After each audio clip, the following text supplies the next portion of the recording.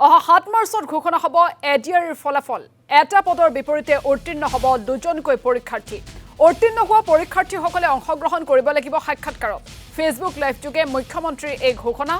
অসম আৰক্ষীৰ উপ পৰিদৰ্শকৰ 203টা পদৰ লিখিত পৰীক্ষাৰ ফলাফল ঘোষণা হ'ব 6 মাৰ্চত কনিষ্টেবলৰ 1726টা পদৰ পৰীক্ষাৰ ফলাফল ঘোষণা হ'ব 12 মাৰ্চত কমাণ্ডো বেটেলিয়নৰ 164টা পদৰ প্ৰাথমিক পৰীক্ষাৰ ফলাফল ঘোষণা হ'ব 27 মাৰ্চত অসম আৰক্ষীৰ ড্ৰাইভাৰ পোষ্টৰ ফলাফল ঘোষণা হ'ব 4 মাৰ্চত তাৰ পিছত তেওঁলোক অৱতীৰ্ণ হ'ব লাগিব ড্ৰাইভিং টেষ্টত 11 মাৰ্চৰ পিছত ঘোষণা হ'ব শিক্ষা বিভাগৰ পদৰ পৰীক্ষাৰ ফলাফলসমূহ এডিআৰই ৰিজাল্ট 7 মাৰ্চ শুক্ৰবাৰে আমাৰ গ্ৰেড 3 আৰু গ্ৰেড 4ৰ যি আমাৰ ৰিক্ৰুটমেণ্ট কমিশ্যন আছে তেওঁলোকে ঘোষণা কৰিব যিমান কেইটা পদ আছে তাৰ বিপৰীতে দুজনকৈ ল'ৰা ছোৱালী এই পৰীক্ষাত উত্তীৰ্ণ হ'ব আৰু তেওঁলোকৰ মাজত পৰৱৰ্তী সময়ত ৰিটেন টেষ্ট অৰেল অনুষ্ঠিত হ'ব অৰ্থাৎ লিখিত পৰীক্ষাৰ ৰিজাল্ট গ্ৰেড 3 আৰু গ্ৰেড 4 আমি 7 মাৰ্চ তাৰিখে ঘোষণা কৰিম এটা পোষ্টৰ বিপৰীতে দুজনকৈ ল'ৰা ছোৱালীয়ে এই লিখিত পৰীক্ষাত উত্তীৰ্ণ হ'ব 1:2 বুলি ক'লেও 1:2 একেবাৰে গ্ৰামাটিকেল সেন্সত নহ'ব হয়তো দুজন চাৰিজন ল'ৰা ছোৱালীয়ে বেছিকৈ পাছ কৰিব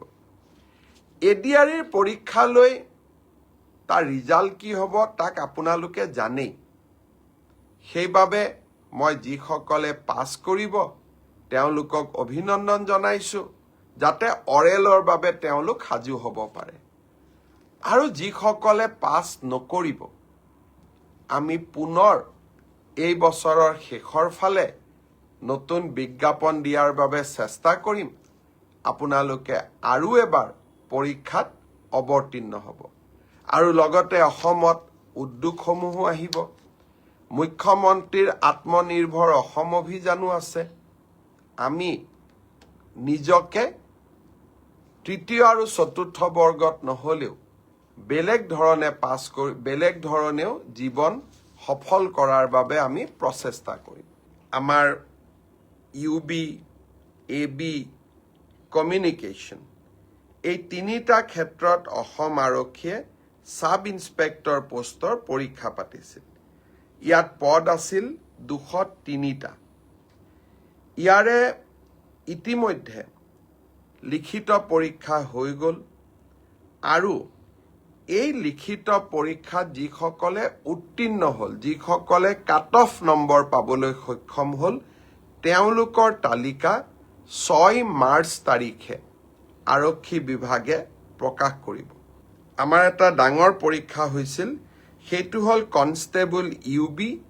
কনষ্টেবল এবি কনষ্টেবল কমিউনিকেশ্যন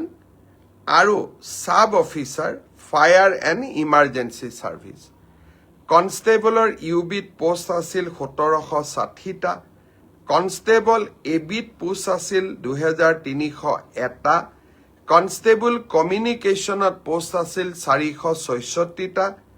আৰু সাব অফিচাৰ ফায়াৰ ছাৰ্ভিচত পোষ্ট আছিল মাত্ৰ এটা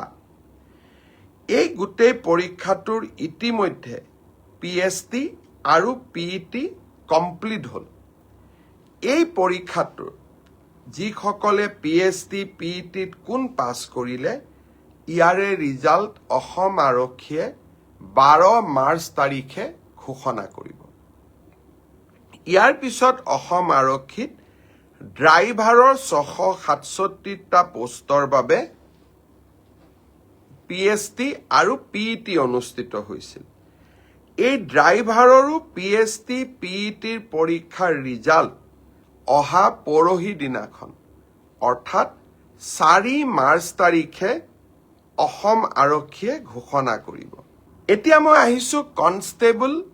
এবিচিডিঅ অৰ্থাৎ কমাণ্ডো বেটেলিয়ন এই ক্ষেত্ৰত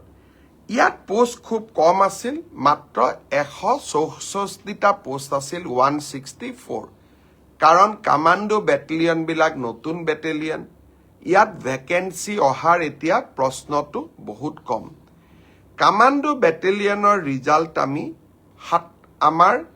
কাট অফ মাৰ্কছ যিটো PST আৰু PETৰ যিটো কাট অফ মাৰ্ক, তাক আমি 27 মাৰ্চ তাৰিখে ঘোষণা কৰিম। আমাৰ গ্ৰেড 4 অসম আৰক্ষীত 258টা পোষ্টৰ বাবে অনুষ্ঠিত হৈছিল। গ্ৰেড 4 পৰীক্ষাৰ PST PET হৈ গ'ল আৰু কেইটামান হ'ব বাকী আছে, 15 মাৰ্চলৈকে চলিব। সেই ইয়াৰ PST PETৰ ৰিজাল্ট আমি দিওঁতে কিছু পলম হ'ব, 30 এপ্ৰিল পাবগৈ। এতিয়া 11 মাৰ্চ তাৰিখে এক্সপাৰ্ট কমিটি বহাৰ পিছত আপোনালোকক মই জনাব পাৰিম যে আমি কেতিয়া পোষ্ট গ্ৰেজুৱেট টিচাৰৰ পৰীক্ষাৰ ফলাফল দিব পাৰিম। সেই ধৰণে LP ME পৰীক্ষাৰ ফলাফলৰ বিষয়েও